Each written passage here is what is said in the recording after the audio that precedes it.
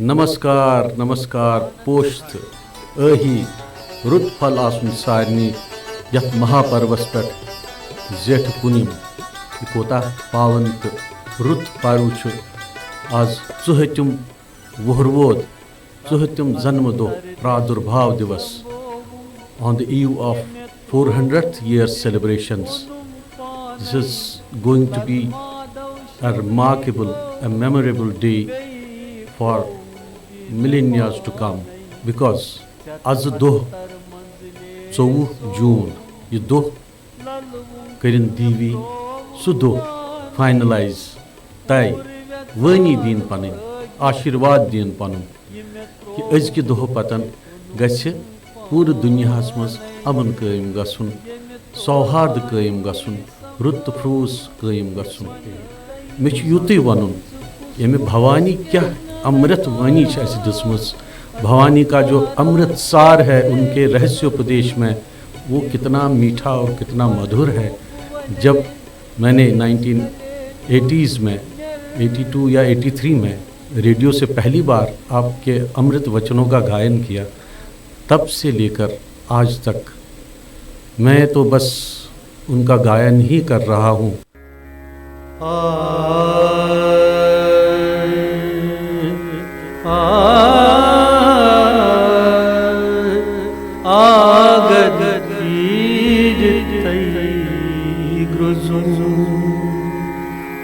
वगबंदूरी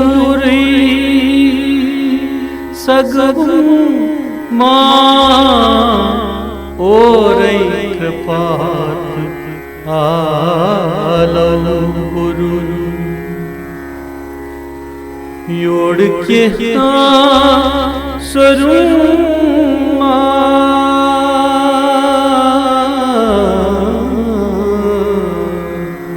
आगर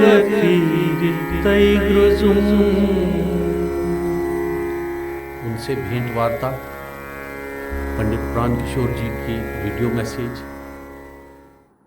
ये कितना हर्ष और खुशी का समय होता है अगर ये दिन वहाँ मनाया जाता जहाँ अग्निगुप्त पैदा हुए थे, ललदेव पैदा हुई थी, रूपवानी पैदा हुई थी, जिन्होंने मानवता को एक ऐसा संदेश दिया जिसकी वजह से कश्मीर को शारदा पीठ की पदवी मिली थी। लेकिन क्या किया जाए, समय बड़ा बलवान है, उसकी कोख से कब क्या निकलेगा ये किसी को मालूम नहीं तो देख लीजिए, उसी माँ शारदा और माँ शारिका की औलाद की संतान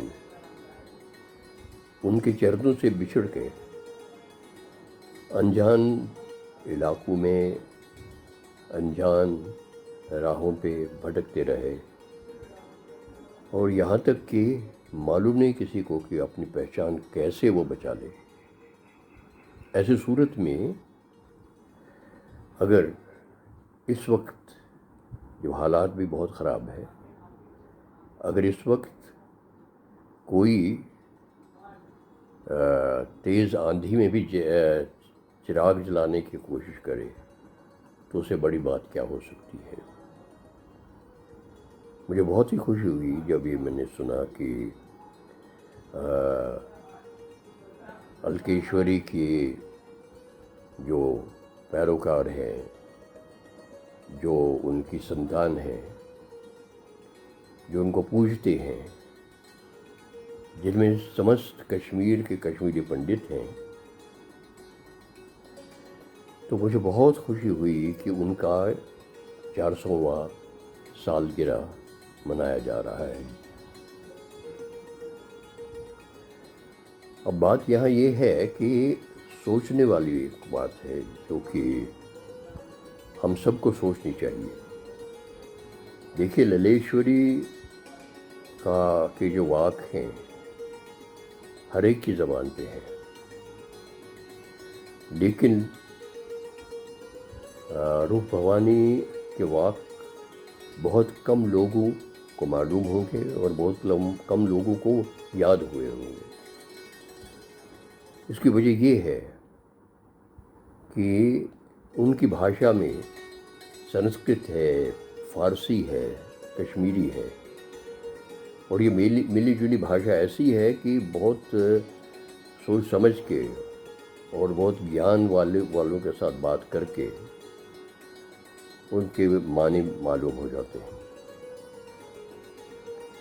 ललदेद की भाषा बहुत सरल थी और रिदम भी अच्छा था, और लोग गाते रहे और गाने वालों के ज़रिए आहिस्ता आहिस्ता उनका कलाम हम तक पहुंचा। रूप भवानी के कलाम में बस ये एक खामी है, उनका कलाम भी कश्मीर के शैविज़्म को बहुत ही विस्तार के साथ लोगों को समझाने की कोशिश कर रहा है। बात यह है कि अगर हमें रूप भवानी के कलाम को लोगों तक पहुंचाना है तो कुछ तरीका सोचना पड़ेगा। हमने, जब मैं रेडियो में था तो एक सिलसिला शुरू किया था हमारे सूफ़ी संत शायरों की जीवनी पे और उनके कलाम पे। उस वक्त हमें भी बड़ी मुश्किल हुई थी जब रूप भवानी पे प्रोग्राम प्रोड्यूस करना था। फिर हमने क्या किया कि हमने जितने भी उनके वाक़ हैं उनमें से वो वाक़ निकाले जो कदरे आसान थे समझने में, कोई ज़्यादा दिक्कत नहीं आती थी, और उसके लिए मैं क्रेडिट देता हूँ कृष्ण जी लोंगू को। उनको मैंने बिठाया और हमने बैठ के उनको बहुत ही अच्छे ट्यून्स में पेश किया उस प्रोग्राम में, जिसमें कि गुलाम हसन सूफ़ी ने गाया, कैलाश मेहरा ने गाया, दिलीप लंगू साहब ने गाया। तो वो काफ़ी मकबूल हुए। वो प्रोग्राम भी बहुत अच्छा था, बहुत पुष्प साहब ने लिखा था, बड़ी मेहनत से लिखा था, लेकिन उनकी समझ में भी कई वाक़ नहीं आए उनको, तो बहुत मुश्किल था। इसलिए मेरी एक गुजारिश है कि अब इस 400 साला सेलिब्रेशंस में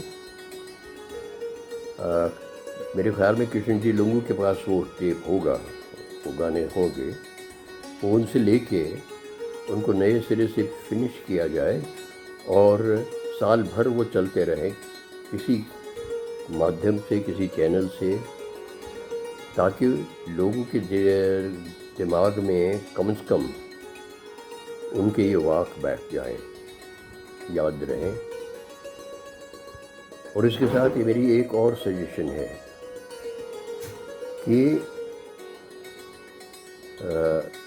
रूप भवानी के वाक़ों को अगर हम आसान कश्मीरी में किसी बहुत ही अच्छे वाकिफ़ और जो जानकार हैं शैविज़्म के, उनसे उनको सरल, थोड़ा सा सरल करा के कश्मीरी भाषा में, तो उनको म्यूज़िक पे सेट करा ले।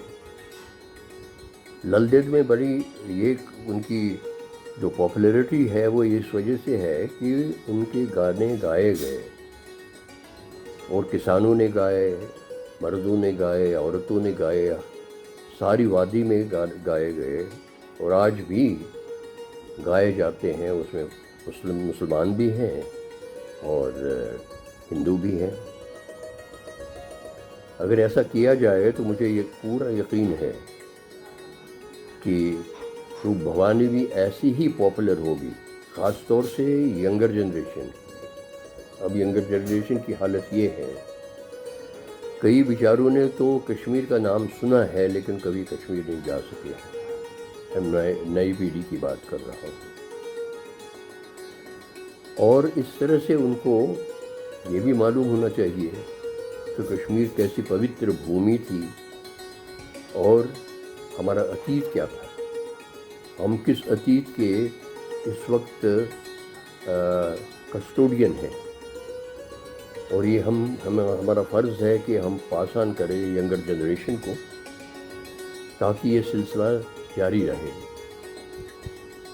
नहीं तो हालात ऐसे हैं कि हमारी आबादी भी कम होती जा रही है, और मैं नई पीढ़ी को उसमें दोषी नहीं ठहराता। वो हालात ही ऐसे हैं कि इंटरकास्ट मैरिजेस हो रही हैं।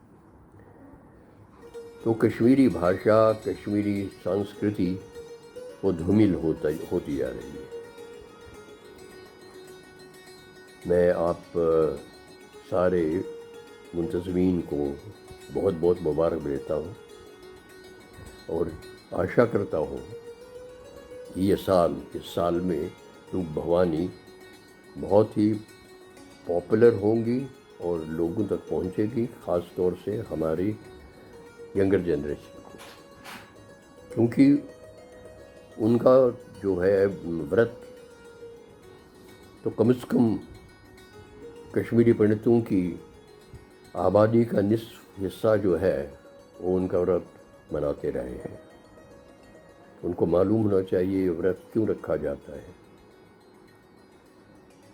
इसके साथ ही मैं आपको बहुत ही बधाई दे रहा हूँ, और उम्मीद करता हूँ कि ये साल नव वर्ष हम सब के लिए कुछ शुभ संदेश लाए, और हम रूप भवानी का ये जन्म उत्सव बड़ी शान से मनाएं। धन्यवाद।